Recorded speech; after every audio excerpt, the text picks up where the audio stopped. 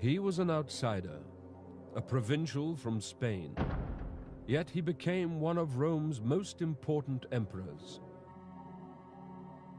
For 3 centuries, the Roman Empire had conquered the lands of Europe, North Africa, and the Middle East, until they were all under the rule of one man.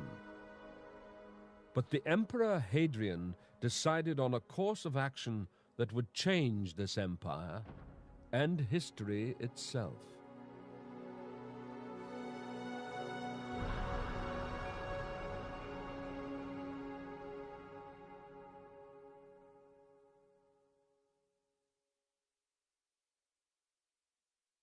He provoked a laugh by his provincial accent. The Augustan Histories.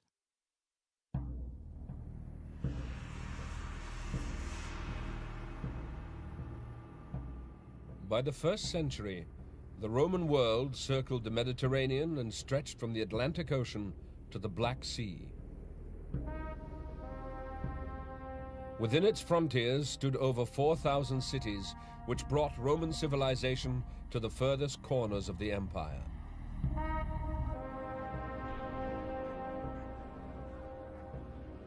The future Emperor Hadrian was born in AD 76 in one such city, Italica, near Seville in modern Spain. His parents belonged to the city's elite, who were descended from veterans and colonists from Italy. They prided themselves on their Italian ancestry and brought up their children to think of themselves as Romans.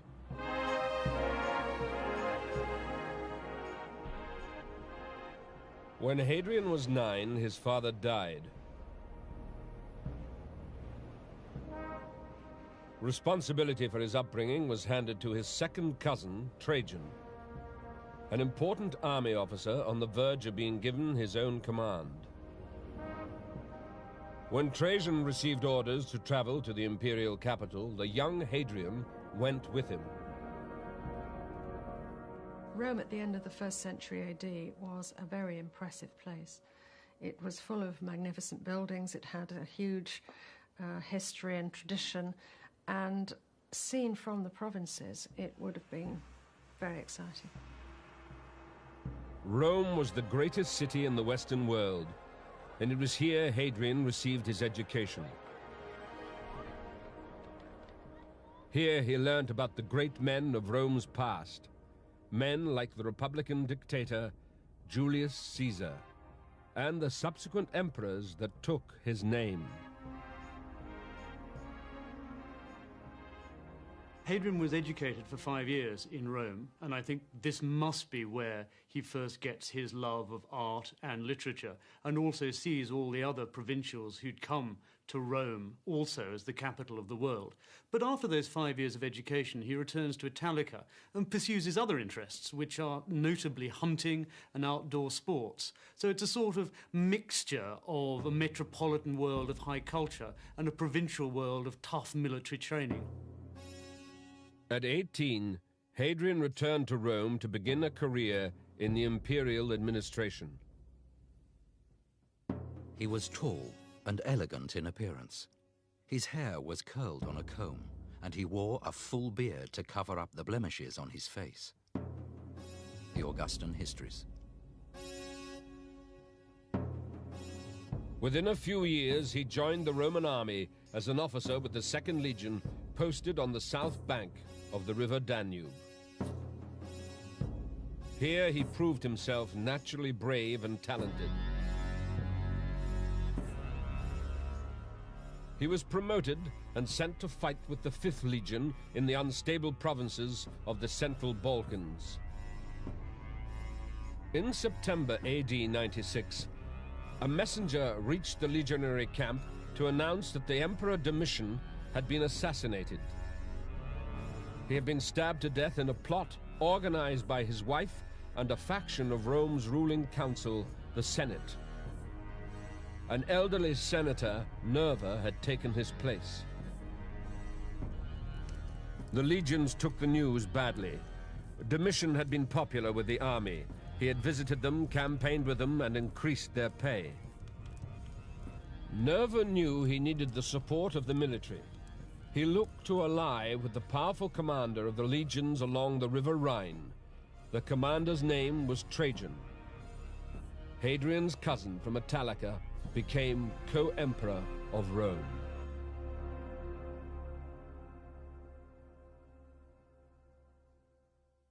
He was treated by Trajan as his own son. The Augustan Histories. Within only 2 years, Nerva died, and the Spaniard Trajan took over as emperor. The empire had changed from being an empire which celebrated the conquest by Rome of its subject peoples to being an empire which incorporated at least the elite of the conquered in the ruling class. And it's that dispersion of political power which is reflected not only in provincial senators, provincial aristocrats becoming senators, but in some of their leaders being chosen as emperor. It's a reflection of that dispersion of political power. Now, the Central Roman aristocracy must have hated the thought that a new man, an outsider, took the position of chief power. The aristocracy were powerless to prevent Trajan's appointment. Before he had even left the Rhine, they too were at his headquarters seeking his favor. Hadrian was also an outsider, but he was now drawn by his family ties into the inner circle of imperial power. He concentrated his attention on Trajan's wife, Plotina, who liked this handsome young officer. I think what's key to understanding Plotina's motivations in taking up the young Hadrian is that the marriage between her and Trajan is childless. Hadrian, I think, for Plotina, is the son that she never had, and it's supplied both within the broad family of Trajan and also as part of this growing group of Spanish mafia, if you like, in Rome. Before long, Plotina arranged for the 24-year-old Hadrian to marry one of her own young relatives, Sabina. Trajan needed to place loyal supporters, many of whom were fellow Spaniards, in the Senate house. The Senate provided the commanders and administrators of Rome. Hadrian was far younger than the customary age, but he too became a senator.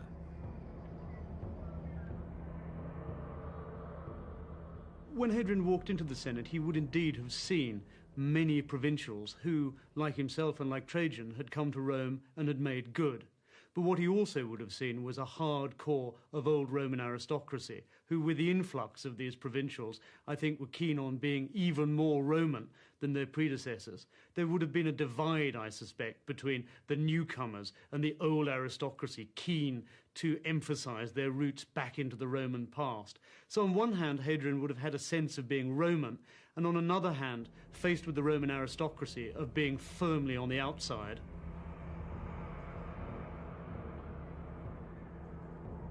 He read a speech of the emperors to the Senate and provoked a laugh by his provincial accent. Hadrian immediately gave attention to the study of Latin until he attained the utmost proficiency and fluency. The Augustan Histories. Trajan's popularity rested on military success.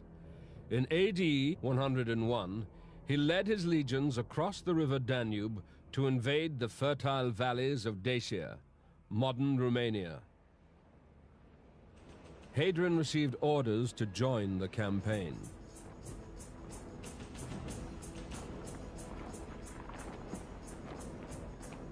The Dacian campaign was very important, and perhaps it gave Hadrian that sense of contact and closeness with the army, which he kept when he became emperor himself in his travels around the empire, and he felt very close to the army. And I think that's something he must have found for the first time on that Dacian campaign. The Dacian Wars militarily are the making of Hadrian. In the Second Dacian War, he leads the First Legion Minerva into battle. That clearly impresses Trajan and clearly marks Hadrian out as one of the best generals of the time in the Roman Empire. Hadrian proved himself a fine commander. He cut a swathe through enemy tribes, leaving a trail of destruction. He was rewarded with the governorship of Lower Pannonia in modern Hungary. In 108, at the age of 31, Hadrian was elected one of Rome's 2 consuls, its annual political leaders. He was 11 years too young for the post, but with the backing of his cousin the Emperor, he could ignore the bitter complaints that echoed through the Senate House. Meanwhile, the success of the Dacian campaigns had fueled Trajan's military ambitions. In 113, he launched an attack on the major threat to Roman power in the east, the Parthians.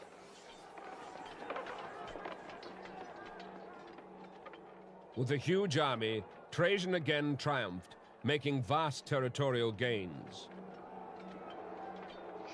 For the first time, Roman soldiers bathed in the Persian Gulf.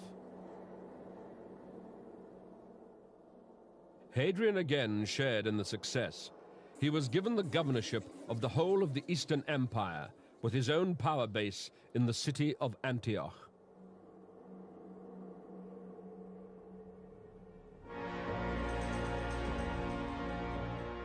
Suddenly, the 64-year-old Emperor Trajan suffered a stroke and died. He was childless and had, it seemed, named no successor. On the 9th of August, 117, a declaration was read out by Trajan's widow, Plotina, backed by another man from Italica, Antinous, the chief of the emperor's personal bodyguard. Together they announced that Trajan, shortly before dying, had formally adopted Hadrian. But the announcement was not itself enough to make him emperor. He turned to his legions for support. I think what successive rulers do is they try and make sure the army is not against them. They try and buy off the army and the palace guard. And they try and ensure a peaceful succession from one ruler to another by the mechanism of pre-deciding who the successor is going to be and paying off the troops in the hope that they will collude in it, at least.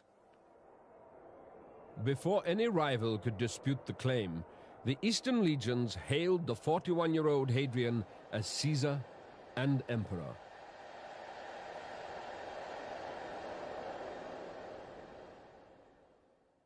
He claimed that there was nothing about war or peace that he did not know. Cassius Dio. As emperor, Hadrian would now rule all the lands that surrounded the Mediterranean.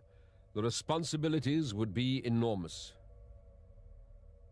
It's very easy for us to imagine that a government has a blueprint of what it will achieve in its term of office, and that this must attach to Roman emperors.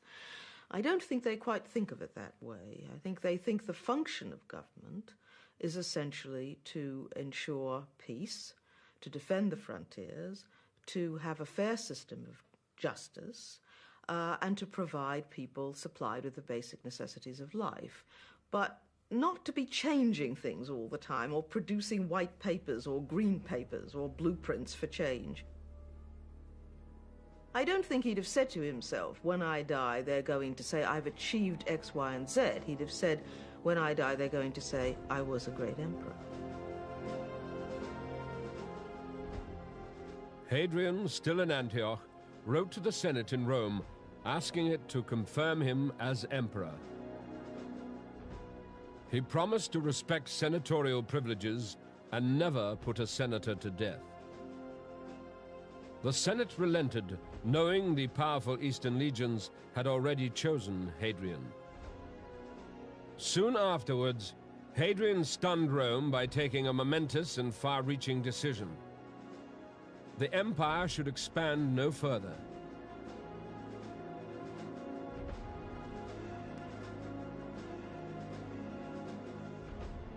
Years of fighting in Dacia and Parthia had convinced him of Roman superiority over its neighbors, but the expense of conquest was too costly.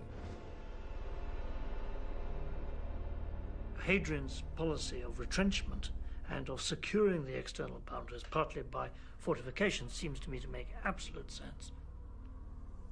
There was no advantage to the Roman Empire to occupy unurbanized, low-populated areas on the periphery of empire. No profit at all, and a high risk. We could look at, if you like, Trajan and Hadrian as two different attempts at handling the same problem. Trajan's idea had been essentially that you marched out, you showed Roman strength in a straightforward military way, and you attacked the people that you were worried about, so that eventually, I presume, you could incorporate them.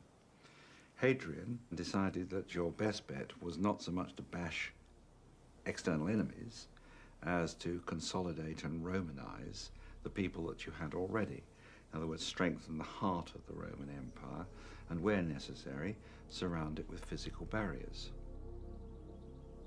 In the east, he pulled back the Roman legions to the western bank of the river Euphrates.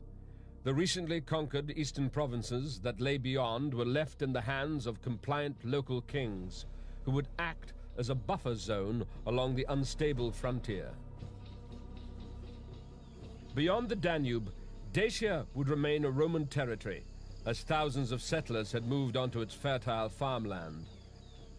But for the sake of security, the only bridge across the wide river was burnt. Senators were appalled. They saw conquest as the route to wealth and glory.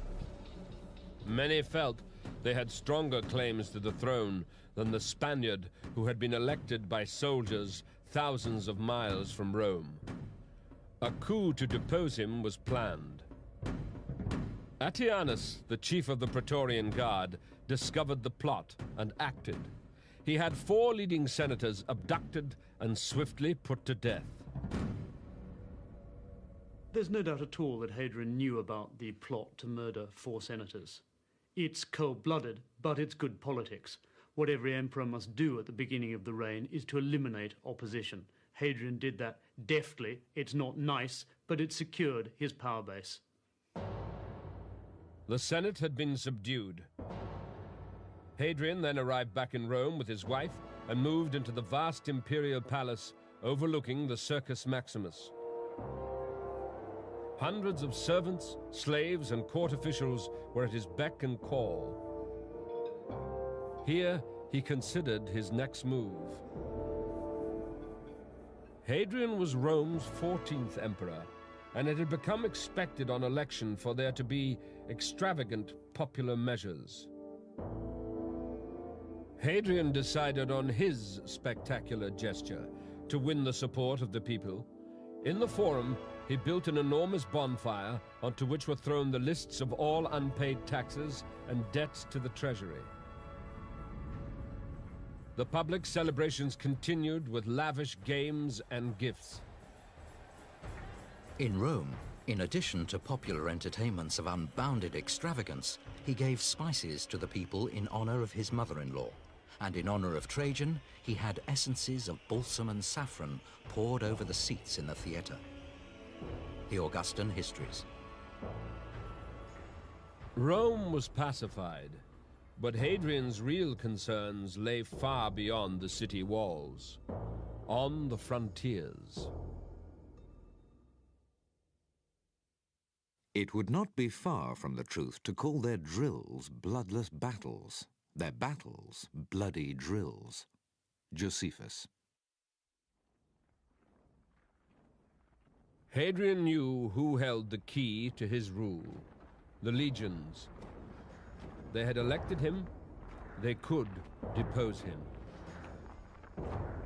Compared to the mood of the legions in the field, the opinions of Rome's senators were unimportant.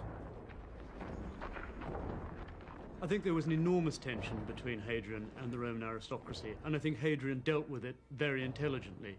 He did, I think, what would have annoyed the Roman aristocracy more than anything else. He ignored them.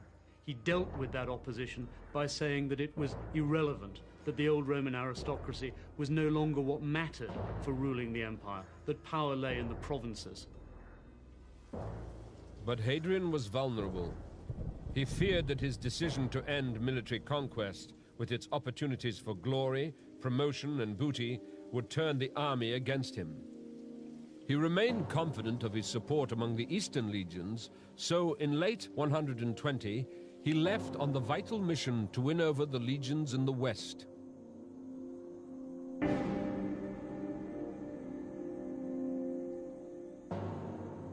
Hadrian traveled across the Alps to the legionary camps on the Rhine, the key frontier with the German tribes. He toured each one, determined that his armies should remain fully occupied, fit for battle, and loyal to their emperor. I think Hadrian was aware that Trajan had been a very popular emperor with the soldiers. I mean, not only, I think, had he involved them in wonderful campaigns, but he had personally led them, even though he was quite an advanced age. Now, Hadrian was a big, strong man. I mean, he was rather the physique of Francois Ier or Henry VIII. He was a great hunter. And it was for reasons of policy that he didn't think expansion was the order of the day. So I think to some extent he made up for this by going on military maneuvers and trying to show the troops that he still thought they were tremendously important.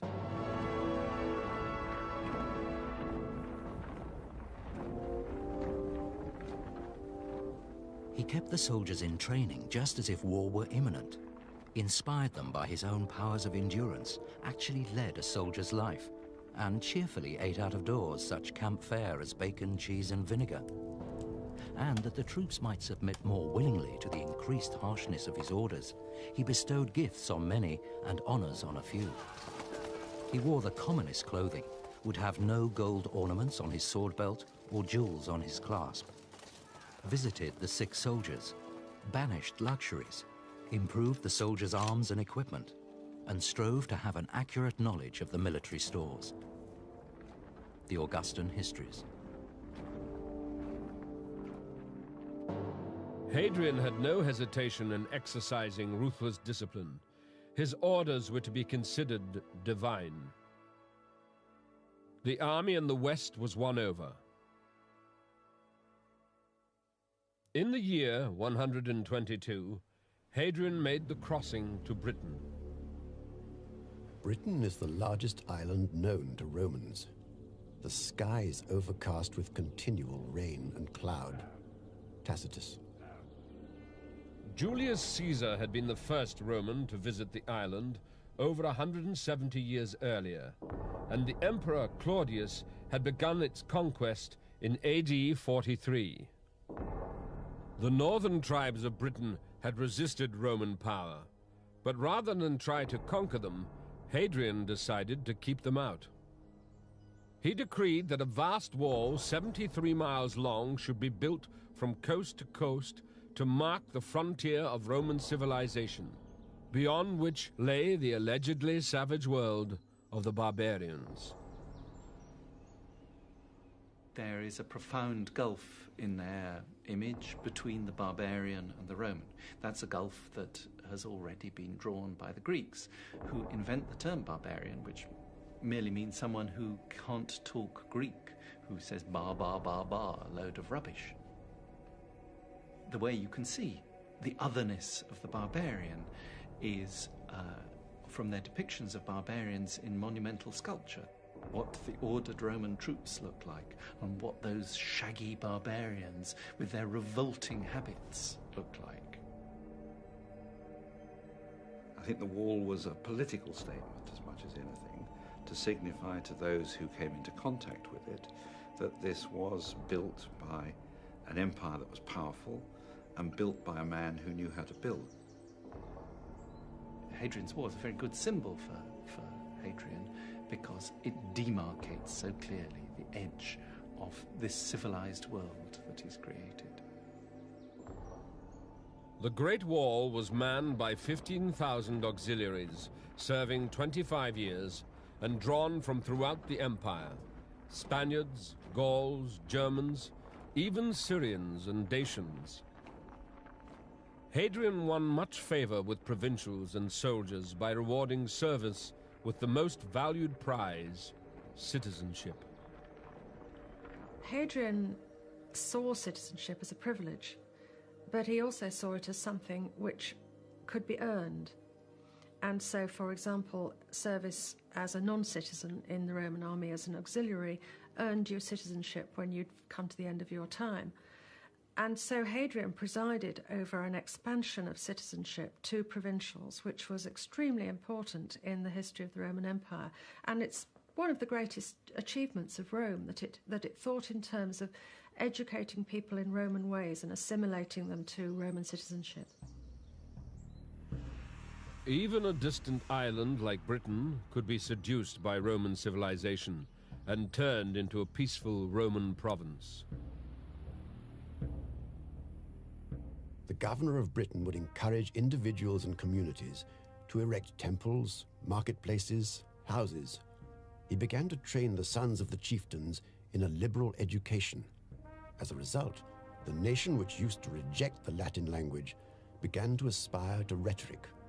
Further, the wearing of our dress became a distinction, and the toga came into fashion. And little by little, the Britons were seduced to the lounge, the bath, the well-laid dinner table. Tacitus.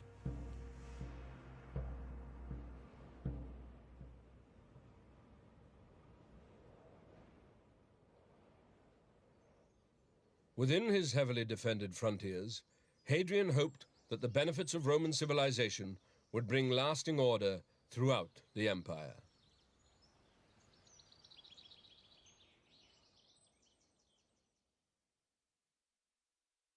He ran to excess in the gratification of his desires. The Augustan Histories. In AD 124, Hadrian's travels took him across the empire from the Atlantic coast all the way to the Black Sea, and then back towards the land he loved most, Greece.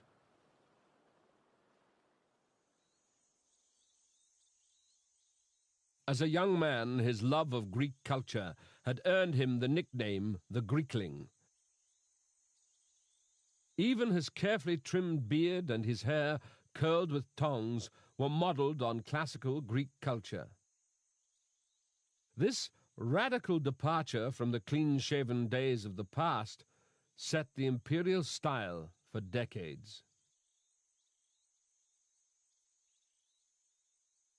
Hadrian, like so many Romans, regarded the literary and artistic culture of Greece as far superior to Rome's own.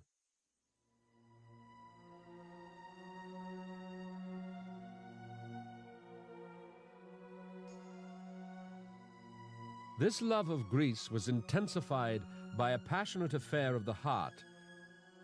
Hadrian was in love with a young man from near the Black Sea called Antinous.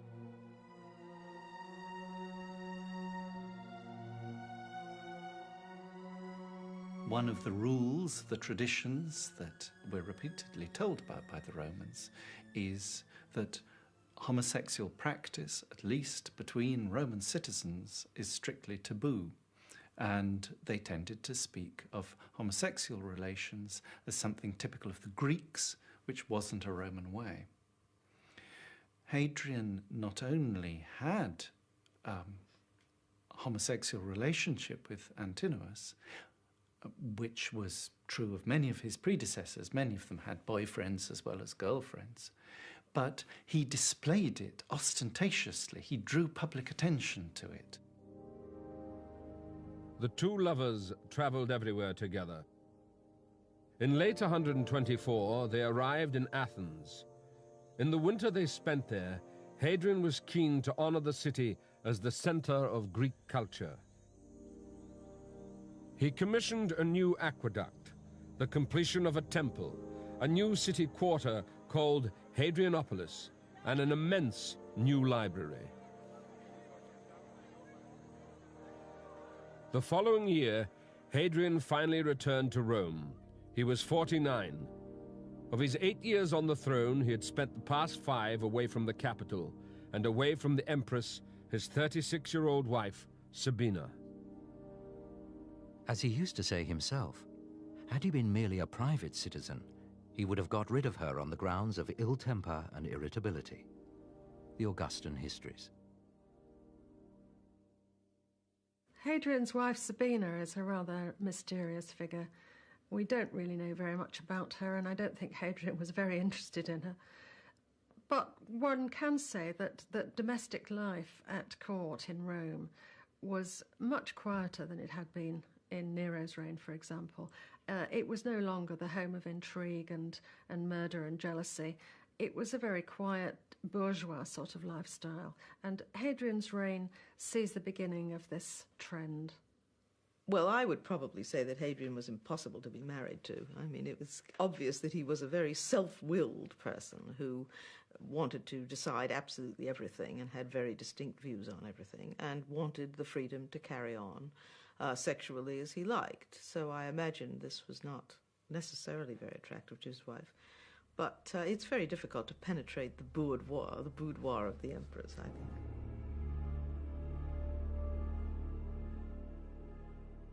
His workload was enormous, officiating at religious ceremonies, passing judgments, checking finances. He even found time to commission one of Rome's greatest monuments, the Pantheon.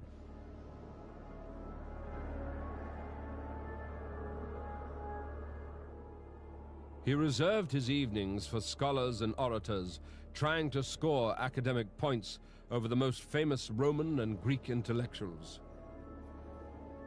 Although he was deft at prose and at verse, and very accomplished in all the arts, yet he used to subject the teachers of these arts, as though more accomplished than they, to ridicule, scorn, and humiliation. The Augustan Histories.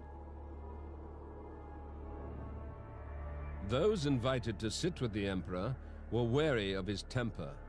One scholar, Favorinus, was forced to bow to Hadrian on a minor linguistic point. When criticized for backing down when he was actually right, Favorinus replied, "You are urging the wrong course, my friends, when you do not allow me to regard as the most learned of men the one who has 30 legions."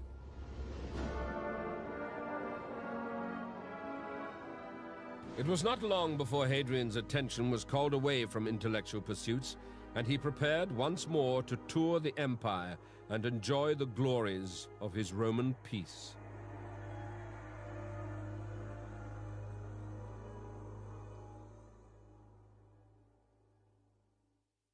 He saw many cities, more in fact than any other emperor. Cassius Dio. Hadrian had been in the capital for less than a year before resuming his tours of the provinces.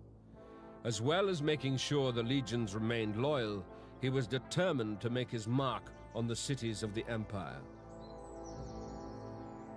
At first sight, it's convenient to think of the Roman Empire as one single blob governed by Rome. But actually, given that transport was so slow, it sometimes took 3 months for a message to come from Rome to a small town in Spain. And you never knew whether it would come or not. So actually, all the towns, 4,000 of them, spread out through the Roman Empire, acted in some way, it looks as though quite autonomously, quite separately, independently.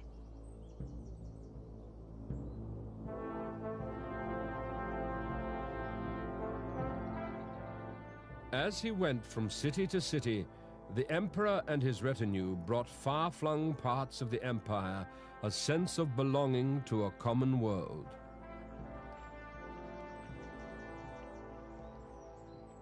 Hadrian's retinue on tour must have been vast and splendid. One must have been able to see Hadrian approaching a city by the dust cloud long before Hadrian arrived. And of course, included in that would have been his wife Sabina and her court, and also Hadrian's friend Antinous.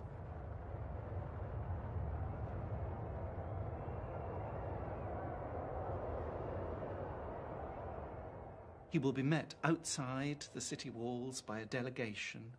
There'll be a great ceremonial, there'll be sacrifices. Sacrifices, always a moment of great excitement, distribution of meat. There's a feast for everyone. And there will be speech-making, and you can be sure there was endless speech-making as the best local orator brought out a speech of praise of the greatness of this divine emperor, and the emperor responded probably giving a few privileges and special gifts to the city. And then he'd go into the city. They would doubtless have done their best to buzz the city up, to reface some buildings, and almost certainly to dedicate a building in his honor. New temples, statues, and inscriptions proclaimed Hadrian as restorer, benefactor, liberator, redeemer of the universe, divine savior of the world.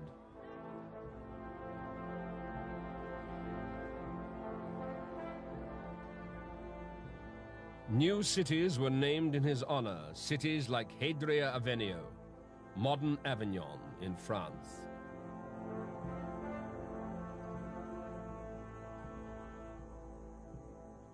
I think Hadrian's ability to tour is the best proof, as it were, of the success of his policy of stopping military expansion.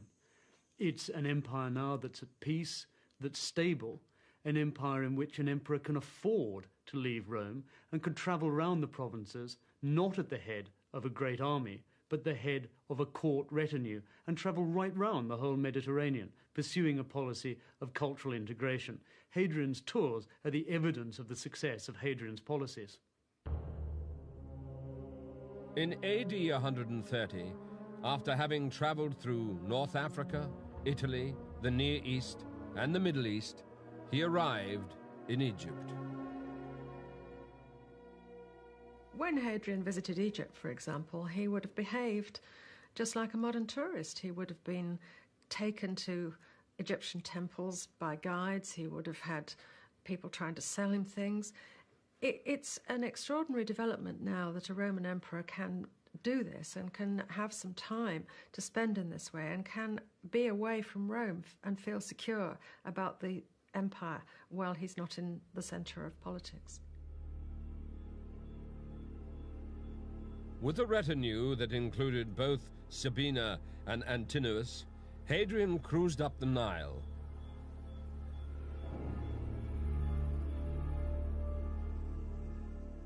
At Thebes, the royal party were shown ancient sites. On some, they even carved graffiti.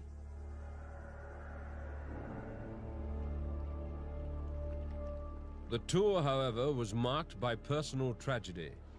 During the cruise, Hadrian's beloved Antinous met his death.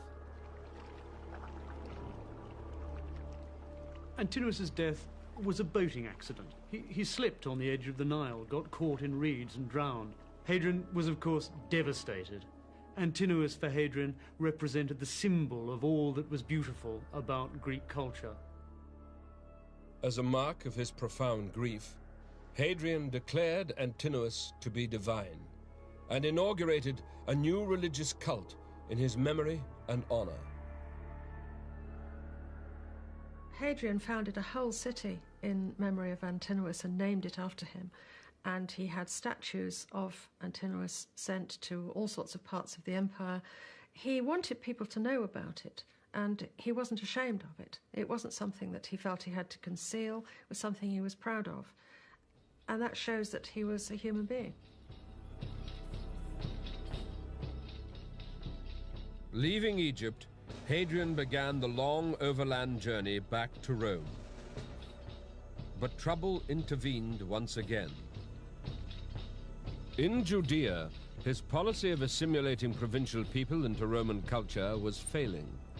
The Jews had a unique and ancient culture, and the effort to impose Roman ways of life met with bitter resistance. On an earlier visit, Hadrian had found Jerusalem still in ruins from the Roman siege of 60 years earlier. On the site of the main Jewish temple, he had begun building a new temple to Jupiter and the Emperor. He had also declared that the city was to be renamed in his honor. The Jews refused to tolerate such assaults on their traditions. In 132, they rose in revolt. Hadrian faced a major war. For 3 years, the Roman legions struggled against the guerrilla tactics of the Jewish rebel army. But ultimately, the uprising was crushed with extreme violence. Captured prisoners were sold into slavery. The Jews were expelled from Jerusalem, and the province of Judea was abolished, being renamed Syria Palestina. The Jewish revolt, I think, teaches us two good lessons. Firstly, that there's an edge to Hadrian's provincial touring. It is about keeping the peace. It is about making sure that there won't be revolts. And secondly, it teaches us that no matter how clement, no matter how humane Hadrian might have liked to portray himself, that there's a bottom line in the Roman Empire, and that is that revolts will be dealt with by the sword. Dear, fleeting, sweeting, little soul, my body's comrade and its guest, what region now must be thy goal, poor wan, numb, naked soul, unable, as of old, to jest? Hadrian.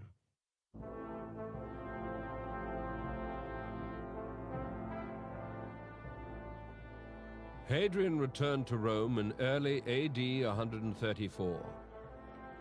Age 58, he had traveled many thousands of miles. 13 of the past 17 years had been spent visiting the provinces. The time had come to settle into his specially built villa at Tivoli, a few miles east of Rome.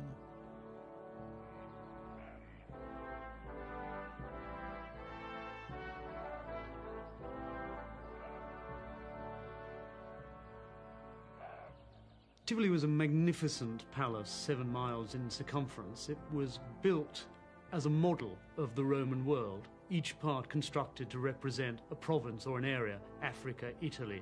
To walk through Tivoli was again to go with Hadrian on his grand tour of the provinces.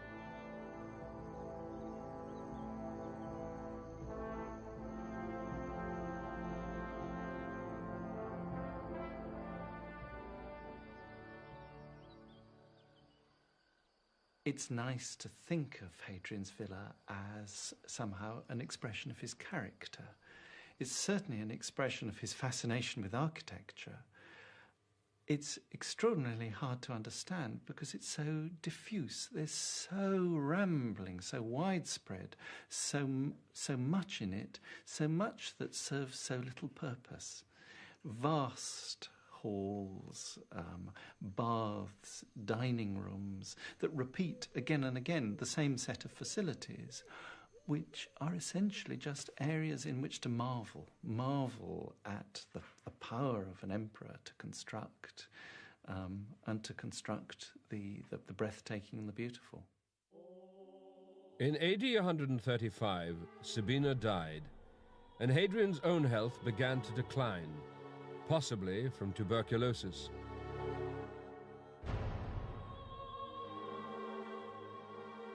He feared plots would engulf his final days. The arrest of some suspected senators earned him renewed hatred, but most opponents remained passive. They knew their emperor was dying. He now began to be sick, for he had been subject even before this to a flow of blood from the nostrils, and at this time it became distinctly more copious. Cassius Dio. Hadrian, with no children or close male relatives, decided the best choice as successor would be a 51-year-old senator called Antinous. All emperors worried about the succession, and it's one of the curiosities of the Roman Empire that very few of them had a secure succession to hand on, because they, on the whole, lacked sons of their own, and as Hadrian did. So it was very important for them to secure a peaceful and stable succession. Hadrian did his best. I see Hadrian as a symbol of a new system of government in which the emperorship is handed down from one generation to the next, not from father to son, but by the choice of, quotes, the best person from among a much broader range of potential candidates than had previously been done. He marks, if you like, the provincialization of Roman government. Hadrian weakened. For the sake of his health, he traveled south to Naples to bathe in its sulphurous springs.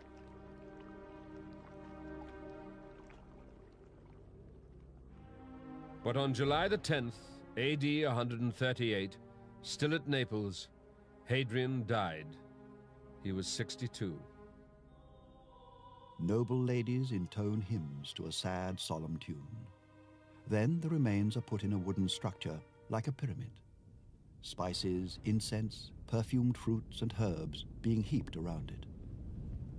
After ceremonies, a torch is thrown. Flames soon begin to devour the whole building. At this juncture, an eagle rises into the air from the highest story and carries the soul of the dead emperor to heaven. From that moment, he partakes of the honors of the gods. Herodian.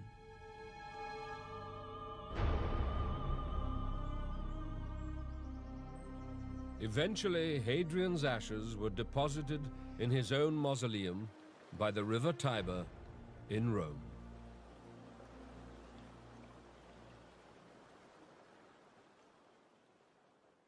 Hadrian seems to me an important figure because he did not have the prejudices of a Roman of Rome, if you like. He saw life from the perspective of the provinces. He spent most of his reign travelling around the provinces, and he broadened the perception of the Roman Empire, and that made it very stable for the future. That was extremely important.